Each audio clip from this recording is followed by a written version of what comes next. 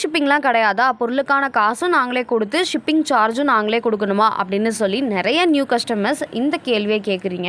First of all நீங்கள் எல்லாருமே தெரிஞ்சுக்க வேண்டியது, அந்த 50 ரூபாய் நீங்கள் எங்களுக்கு பே பண்ணலங்க, உங்களுக்கு சர்வீஸ் பண்ணுற ஒரு கொரியர் சர்வீஸுக்கு தான் பே பண்ணுறீங்க. ஒரு பொருளை ஒரு இடத்துல இருந்து வாங்கி உங்கள் கை கொண்டு வந்து கொடுக்குறவங்க எப்படிங்க சும்மா சர்வீஸ் பண்ணுவாங்க? அவங்களுக்கு ஒரு அமௌண்ட் வேணும் இல்லையா? அந்த அமௌண்ட் தாங்க 50 ரூபாய். நம்ம பேஜ்லையும் ஃப்ரீ ஷிப்பிங் ஆஃபர்லாம் கொடுத்துட்டு தாங்க இருக்கோம். ஆனால் எப்பயாவது வீக்லி ஒன்ஸ் அந்த மாதிரி தான் கொடுப்போம். ஏன்னா எப்போதுமே ஃப்ரீ ஷிப்பிங் கொடுத்தா எங்களுக்குமே லாபம் கிடைக்காது. நாங்கள் உங்களுக்கு ஃப்ரீ ஷிப்பிங் கொடுத்தாலும் அந்த 50 ரூபாயை நாங்கள் கொரியர் சர்வீஸ்க்கு கண்டிப்பாக பே பண்ணி தாங்க ஆகணும். அது எங்களோட ப்ராஃபிட்லேருந்து தான் கொடுக்க முடியும். மெட்டீரியல் சேல் பண்ணுற நாங்களுமே ஒரு இடத்துல இருந்து பொருளை வாங்கும்போது அதுக்கான ஷிப்பிங் சார்ஜை அவங்ககிட்டயுமே பே பண்ணி தாங்க நாங்களும் வாங்கி சேல் பண்ணிட்டு இருக்கோம். நீங்கள் ஒரு ஆன்லைனில் ஒரு ப்ராடக்ட்டை சேல் பண்ணாலும் ஒரு கஸ்டமர் வந்து வாங்கும்போது அவங்கள்ட்டையுமே நீங்கள் ஷிப்பிங் சார்ஜை வாங்கிட்டு தாங்க நீங்கள் ஷிப் பண்ணுற மாதிரி ஆகும். இதை தயவு செஞ்சு எல்லாருமே கொஞ்சம் புரிஞ்சுக்கோங்க. எங்களுக்கு உங்களுக்கு ஃப்ரீ ஷிப்பிங் கொடுக்கக்கூடாது அப்படிங்கிற எண்ணம் கிடையாதுங்க.